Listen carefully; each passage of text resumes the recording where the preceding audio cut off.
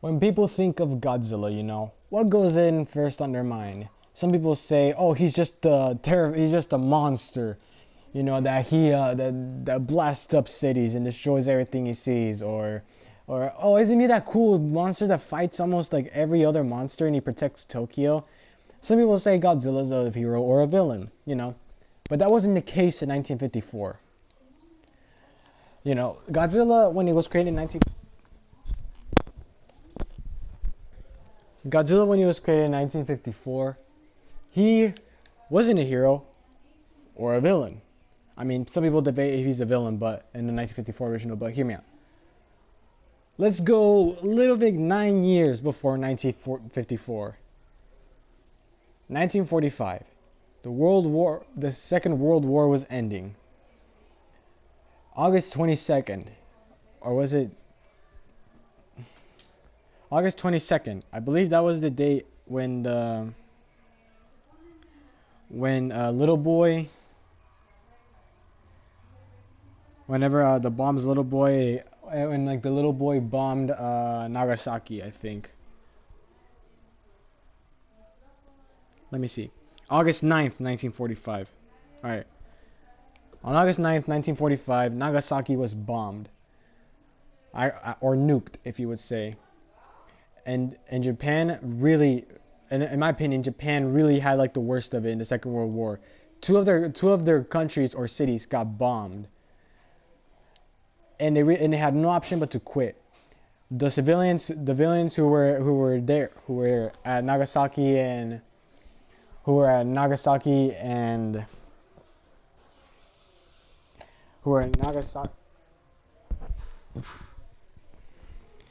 People who were in Nagasaki and Hiroshima, whenever the bombs were dropped, they died. And if they survived, they would die. They would die moments later after radiation sickness, because radiation sickness, and most of this included men, women, including children. So many lives were lost because of the bombings. And Ishiro Honda knew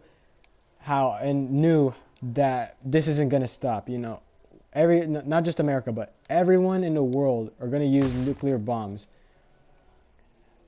and it's gonna affect many countries, and it's gonna destroy people. And he made Godzilla, which is a movie that even though even though it has a monster in the movie, it is a message about what could happen if we keep on destroying countries and places with nuclear bombs, and what would happen if we don't take what we put in countries seriously. So yeah, 1954, Godzilla comes out. Which, fun fact, Japanese Godzilla means Gojira, which is go for gorilla and jira for whale, meaning that he's a beast on land and on sea as well. So even I'm not gonna make this a full-on review of the movie. I'm not gonna go like chronological order. I'm just gonna tell you how Godzilla will try to affect this message. So the movie opens up with a boat full of sailors. They're fishing, and then they see a giant bomb. But then they say, "Oh no, I thought we were in the safe place." And then the bomb drops, and then they died. Fun fact: that was actually based on a real event where a group of fishers were fishing, on a river, and they thought on a giant lake on the ocean, and they thought it was a safe spot for like the bombs, but it wasn't. Japan gets notice of this, and then they start getting no fish. And one of the villagers suspected it's Godzilla's doing. Then people try to solve what's happening with the fish crisis and recent destruction of a nearby village. Suddenly, the main character of the movie, which is a soldier in this movie, I don't know what his name is, stays in a village, and then he sees that it gets destroyed. And just in a tiny glimpse, he sees like a tiny dinosaur go past the hill. The next day, people go to the lake and go to an area of investigation. They go to an area to investigate what happened, And then a man, and then one of the scientists, puts his hand in nuclear infested water just to get a piece of just to get a fossil. And then we see Godzilla, which does not look good, honestly. First impressions, not good. He doesn't look good in puppet form, or when he's like over the hills. People then see that yes, there's an actual real monster. They need to take measures and protect themselves. So they send tanks and electric fences so they can protect the city for Godzilla's next coming. And then Godzilla goes, and nothing can stop him. I'm saying nothing. The military tries to shoot him down, but no, nothing happens. The dude goes into Tokyo without a scratch. Hold up.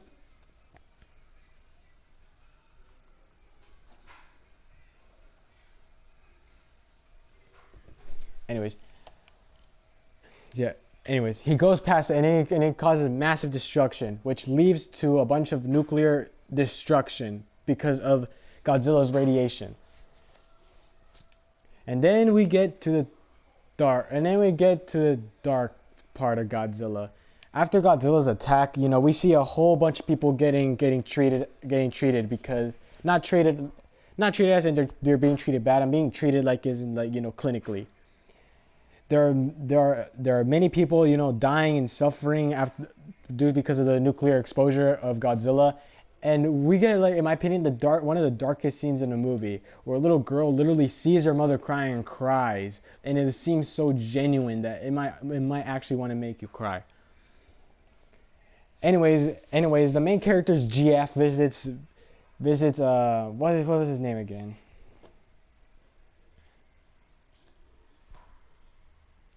I haven't seen Godzilla 1954 in a while, guys. I remember watching it last month, my friend who also loves Godzilla. What was his name? Serizawa, Dr. Serizawa. I knew it started with an S. Anyway, the main character's GF visits Dr. Serizawa's lab, and he says he's inventing something that will kill life and that will kill everything around it. That will kill life. Well, at least in a safe distance, that will kill everything around it that has life. And he tested it on some fish. And then she gets spooked by what happens. The Serizawa tells her not to tell anyone, but then she tells it to her BF, saying that this might be the cure to killing Godzilla. And Serizawa says he does not want to be involved with Godzilla or any matters. But then he sees the news and everyone dying that he gets so frustrated that he says, "You know what? I'll do it. Anything to get that monster out of this country." But before he can go, he destroys his blueprints and ingredients for what was that invention called? I'm sorry. I haven't seen 54 in a while, guys. All right. The atomic breath. Okay. Atomic breath. He says he creates the atomic breath, which will kill everything around itself that has life. And he goes to the ocean to find where Godzilla is sleeping, and then he goes down with the atomic breath. He then unplugs his oxygen support when he's underwater, and brings out the atomic breath with himself, killing himself and Godzilla. And then the movie ends with one of the passengers, with the scientist saying that he's glad that Godzilla is gone and that nothing like this should ever happen. And the movie closes with a black and white sunset. Pretty dark, huh? Well, before I have to, close this off, I just want to say that please watch Godzilla 1954. I haven't watched it in a while, and the movie's like a very slow burn for you to watch.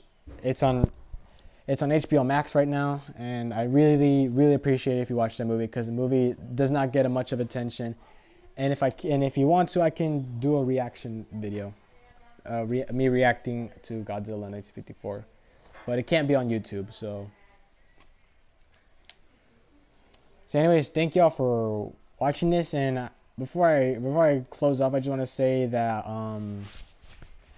Godzilla was the first of its kind to use a filmmaking technique called suitmation, which is basically where an actor gets inside a rubber suit and then starts kicking everything around it. Sounds cool, right? Well, guess what? It's not. As you're inside the costume, you can get to temperatures that go over 100 degrees Fahrenheit.